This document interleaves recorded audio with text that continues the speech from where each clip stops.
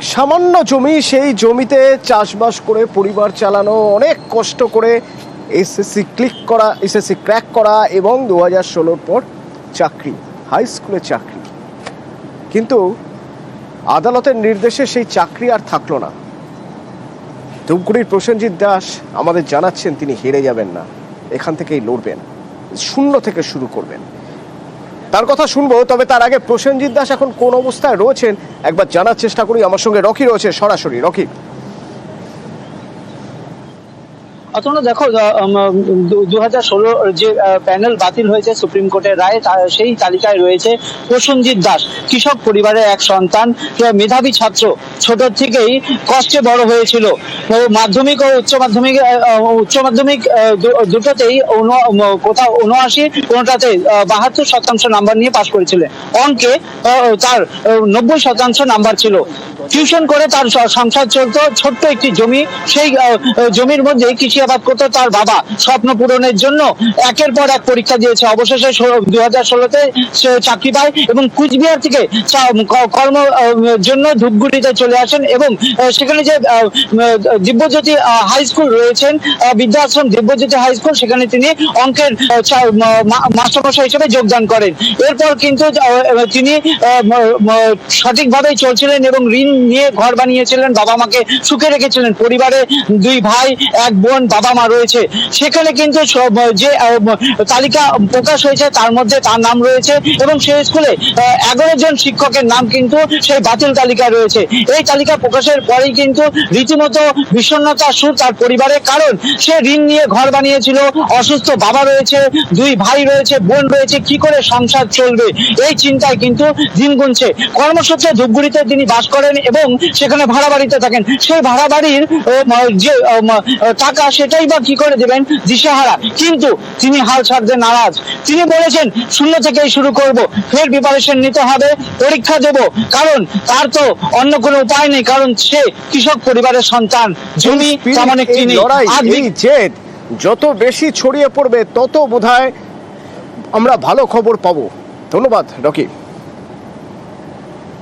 আমার বাবা কি কৃষি কাজ করতো, জমিতে কাজ করতো, ওই হিসাবে করে আমাদেরকে মানুষ করছে। এবার আমাদেরও সেই কষ্ট করে মানুষ করতে হয়েছে, নিজে টিউশন করাইতে হয়েছে, এসে করে টিউশন করে কোনো রকমের দিন কাটায় আমাদের পড়াশোনা করতে হয়েছে। সে করে তারপর তার সঙ্গে পড়াশোনা চালাইতে হয়েছে।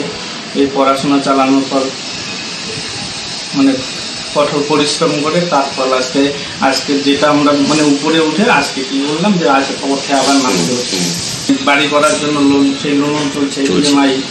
এবার অন্য চাকরির জন্য পড়াশোনা, সেগুলো তো কোনো নিয়োগ সেরকম কিছু। খুব কষ্ট করে ওকে মানুষ করছে। বিরাট একটা আশা ছিল যে ভবিষ্যতে কিছু একটা করতে পারবে, কিন্তু হঠাৎ করে এই ঘটনাটা ঘটাতে খুব দুশ্চিন্তায় পড়ে গেছে। এখন একটু জমি জমা ছিল, ওগুলোও মোটামুটি বন্ধক বা বিক্রির মধ্যেই আছে। পড়াশোনা করতে গিয়ে অনেক কিছু ধ্বংস হয়েছে।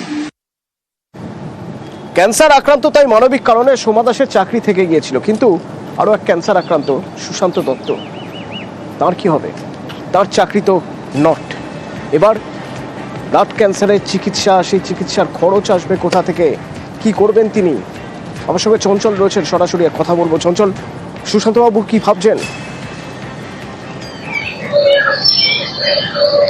দেখো, একদমই কিন্তু ভাবারই বিষয় রয়েছে, কারণ একেবারে ওই যে শিক্ষক তিনি কিন্তু ভেঙে পড়েছেন, তার পরিবারও কিন্তু ভেঙে পড়েছেন। কারণ যে 2016 যে প্যানেল ছিল, সে এসএসসি প্যানেলের তিনি চাকরি পান এবং চোপড়ার মাঝালি হাই স্কুলে কিন্তু তিনি যোগদান করেন এবং তারপরে কিন্তু তিনি শিক্ষকতার কাজ শুরু করেন। 2022 সালে তার ব্লাড ক্যান্সার ধরা পড়ে। এরপরেই কিন্তু মাথায় যেন পাহাড় ভেঙে পড়ে তার উপরে, এবং সেই ব্লাড ক্যান্সারে থাকা সত্ত্বেও কিন্তু তিনি জীবনের লড়িয়ে চলেছিলেন এবং স্কুলে ঠিক মতন ক্লাসও করতেন এবং খুব সহজে তিনি স্কুলে যেতেন এবং পরিবারকে খুব গুছিয়ে নিতে চলেছিলেন। কিন্তু কে জানে তার এই জীবনে আবার সে অন্ধকার ফিরে আসবে।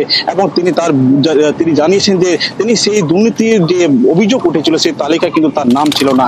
ভেবেছিল যে যারা করেছে তাদেরই হয়তো সম্ভবত চাকরি যাবে, কিন্তু তিনি ভাবতে পারেননি যে আদালতের নির্দেশে তার এই বড় সর্বনাশ হতে পারবে এবং এই বড় সর্বনাশ হতে কিন্তু ভেঙে পড়েছেন। কিভাবে তিনি ক্যান্সার আক্রান্ত যে চিকিৎসা, মুম্বাই গেলে 4 মাস পর অত্যন্ত তাকে চিকিৎসা করতে যেতে হয়, প্রায় 60 থেকে 70 হাজার টাকা তার খরচ পড়ে সেই চিকিৎসা করাতে।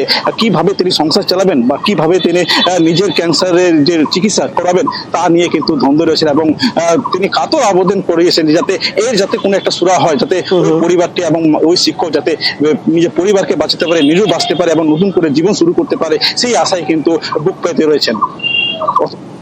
ধন্যবাদ। এখন তো বলতে পারছি না কি করে চলবে, এখন ওই বাচ্চাটার দিকে আমি এখন নিজে এখন আমি কি করে বাঁচবো, আমার ট্রিটমেন্ট চালাবো আর সংসার কি করে চালাবো এখন তাই তো বুঝতে পারছি না। এখন কোনো লিস্টে আমার নাম নেই, কোনো কারাপশন ওটাই। সামনের মাসে আমার ট্রিটমেন্টও আছে, এখন আমি কি করে সংসার চালাবো, আমার ট্রিটমেন্টের টাকা আমি কি করে জোগাড় করবো। সম্পূর্ণ যোগ্য হয়েও আজকে আমি মারণ ব্যাধিতে আক্রান্ত হয়েও এখন তো আমাকে হয়তো বিনা ট্রিটমেন্টে আমাকে কিছু ঘটে যেতে পারে। এখন আমার বউ বাচ্চাকে কে দেখবে, বা আমি ট্রিটমেন্টটাই বা এখন কি করে চালিয়ে যাবো। এই চাকরির উপরে সম্পূর্ণ আমার পরিবার, আমার অসুখ বিসুখ। বলার কিছু নেই, আর কি বলবো, কষ্টের। আর একটা এত বড় একটা ধাক্কা, আবার একটা এত বড় ধাক্কা। সরকারকে যেরকম দেখা উচিত, এই যে যেরকম সোমাকে দেখেছে উনি, এরকম অনেকে আছে, তাদেরও কথা ভাবা উচিত ওনার। কি করব না করব বুঝে উঠতে পারছি না। হিঙ্গলগঞ্জ হাই স্কুল, পুরো হিঙ্গলগঞ্জের মধ্যে এটা একমাত্র স্কুল যে স্কুলে ক্লাস 11-12 সায়েন্স পড়ানো হয়। কেনই বা পড়ানো হবে না? পাঁচজন টিচার, এবং 5জন টিচার যথেষ্ট দক্ষ, অন্তত পড়ুয়ারা তো তাই বলে। তো এই 5জনই 2016 প্যানেলে ছিলেন, 5জনেরই চাকরি নট। এবার পুরো হিঙ্গলগঞ্জের যে একমাত্র স্কুল যেখানে 11-12 বিজ্ঞান পড়ানো হতো, সেই সায়েন্স ডিপার্টমেন্টে পড়াবে কে? হিঙ্গলগঞ্জের ছেলেমেয়েরা দূর থেকে যারা পড়তে আসে হিঙ্গলগঞ্জ স্কুলে, হাই স্কুলে, তারা বিজ্ঞান পড়বে কিভাবে?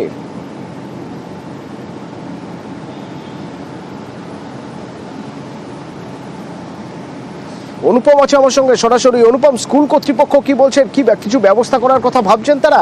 কিভাবে ব্যবস্থা হবে?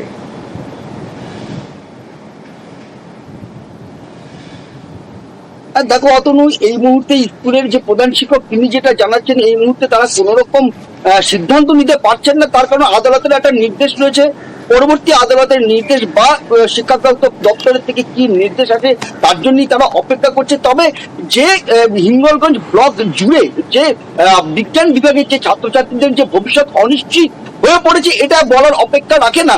যে কারণে এই যে বিজ্ঞান স্কুলের যে প্রধান শিক্ষক তিনি যেটা জানালেন যে তিনি কয়েকদিন দেখবেন, তারপরেই এই যেসব ছাত্রছাত্রীরা আছে সেসব ছাত্রছাত্রীদের অভিভাবকদের তিনি ডাকবেন, ডেকে আলোচনা করবেন যে এই সব ছাত্রছাত্রীদেরকে অন্য কোনো স্কুলে ভর্তি করা যায় কিনা, বা অন্যরকম কোনো ব্যবস্থা করা যায় কিনা, এইসব বিভিন্ন রকম বিষয়ে তারা আলোচনা করবেন কিছুদিন গেলে।